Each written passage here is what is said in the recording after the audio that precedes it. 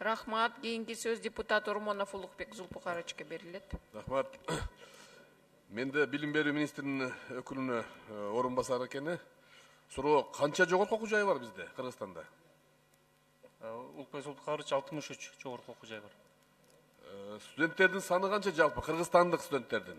Студенттердин Контракт окуп аткандардын. Студенттердин жалпы саны 160 миң бүгүнкү күндө. 160 миң. Ооба. Рахмат. Мына каржы министринин орун басарына. Биздин бюджет даярбы 160 миң студентке ушундай арзандатылган 4,75 деп айтылдыбы пайыз менен кредит бергенге? Урматтуу Улукбек мырза, бул жакшы суроо. Бул жерде жана башында айтып кетти, баяндамачыдагы кредиттин баары биринчи жылга баарына берилбейт. Бул квота болот, 1000 студентке деп эсептеп атабыз. Ал жалпы суммасы 4 миллион 550 миң сом талап кылат. Бул жерде жана айтып кетпеди, ошол билим берүү министрлиги тийиштүү министрликтер менен азыр ошол механизмин эсептеп чыгат. Биринчи кезекте айылдан келген таланттуу жанакы социалдык жагын, бардык жагын критерийлерин карап туруп, ошол 1000 студентти тандап алышат. Ошолор гана кредит алганга мүмкүнчүлүк алышат биринчи жылы. Экинчи жылы анан көбөйө баштайт. Мен жооп берип коеюнчу, Улукбек Зулпукарович, мындайда 160 миң студентке кредит берилбейт. Бул деген жыл сайын бизде, мен жогоруда айтып кеттим, 62 миң, 60 миң орто мектепти бүтүп атса, атайын орто мектепти бүткөн менен бир 90 миң болсо, ОРТга катышканы бир 50-55 миң, 52 миң болду да, мисалы үчүнчү.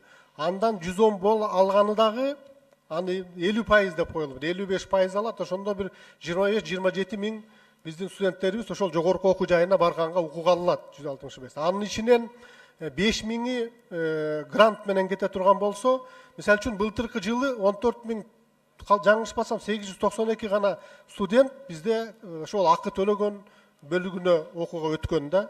Кеп ушунда болуп атат. 14 миңдин ичинен анын эми көпчүлүгү, дээрлик көпчүлүк өздөрү окутабыз дегендер болот. Анан калоочулар биз 1000 дебейлик, эми демилгечи катары 1000 болобу, 500 болобу, 1,5 миң болобу, 2 миң болобу биз мамлекет колдоп беришибиз керек да.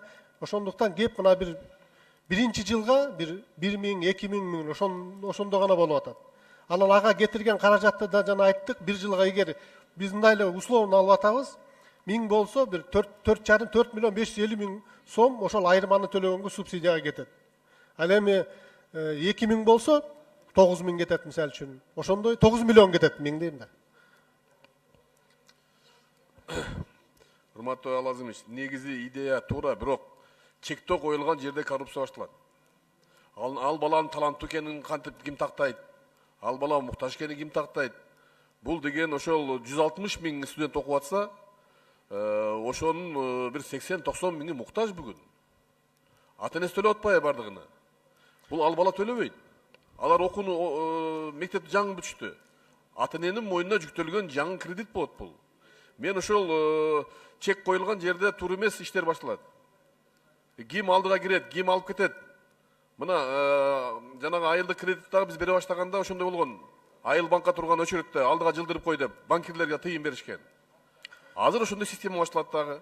Бер алсак, баарына беришибиз керек. Улукбек Зулпукарович, бер албасак, анда биз ойлонуш керек муну. Эч кандай чек жок. Биз 1000 дегенде эсепти чыгарганбыз ошого. 1000 кишиге деп. Алдынан эч кандай чек жок. Каалоочулар, банктын талабынын шарттарын аткаргандар келип туруп алалар. Эгерде чек жок болсо, урматтуу каржы министри, өкмөттүн өкүлү, силер эсептегиле. Биз инвалидтерге 400 миллион таппай атабыз азыр. Ошол баласын баккан энелерге акчаны беребиз деп, каражат төлөйбүз деп. Эгерде өкмөт даяр болсо, тыйыныбыз болсо, бул эки колдоп колдойлу. Эртеге вето келип, тыйын жок деп, ушул жерде уят болбойлу бардыгыбыз. Өкмөт өзүнүн корутундусун берди. Корутундусунун алдын ала эсептөөлөрү менен булар бизге макулдугун берип атат. Анан кийин жанагы сиз Улукбек Зулпукарович, мындай көп эле көптүрбөй эле коелук, мындай 400 миллион, 300 миллион депчи. Кетсе бир 10 миллион кетет, 20 миллион кетет. Андай 500-300 миллион жөнүндө кеп жок. Бул жерде Алазымович, көптүрүп деген сөз эмес. Ошол окуймун деп акчага муктаж балдар көбөйөт.